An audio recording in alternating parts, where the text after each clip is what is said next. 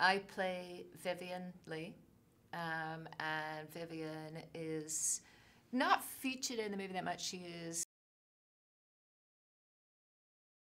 Vivien, as an actress, has had her successes. She's had her Oscars. She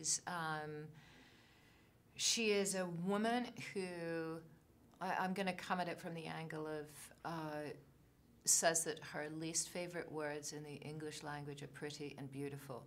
And I think she is somebody who, as a woman, has this contradictory relationship to her looks. She knows she's gotten the work because of her looks. She's used it. She's taken it to the hilt.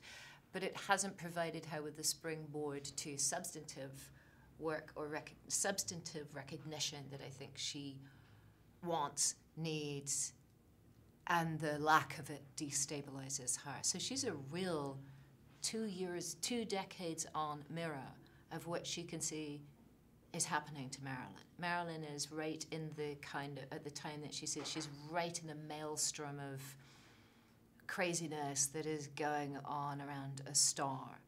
And I think Vivien is the one character who's not dazzled by that or drawn to it or burnt by it. She just sees straight through what's going on with Marilyn. And what I didn't want to play was a cliche of her being threatened by the bubbly little blonde. It provokes in her a kind of maternal, sisterly feeling. Well, when I first got the script, what I liked about it, and I think I haven't seen the film yet, but I think the experience that people are having is, it's a fun light romp. It's a fun story. It's not particularly dark in tone. It's human and it's raw, but it doesn't, it's a light 2-week slice that as we got into filming it, I realized it's pitched in this year of 1956 where you have a decline in English colonial power and American power and supremacy coming in. And at the same time, you have media changing as a result. You have the start of things really starting to change in terms of film and computers coming in, and the whole modern world is boiling and roiling at that time. And you have this other parallel of British theatre acting that comes across as a little clunky in film, is being pushed out or grown by American method acting come in. So it's the tensions of all of those things, cultural tensions, power tensions, and then this new method coming in that's a very different way of working.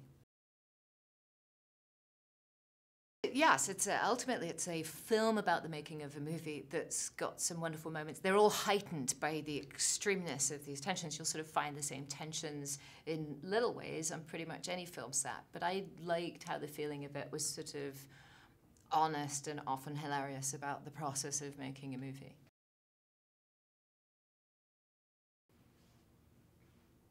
I would describe it as it is the story that follows the experience of a young guy who's almost not even an adult, who gets a jamming position, a great job as a runner, a gopher, to the director, Laurence Olivier, and ends up being very close to Marilyn Monroe, who's this huge star. So he has a kind of fantasy relationship with this woman that's never going to go anywhere, and I think he's quite realistic about that, but he gets a window into something that's quite mystical.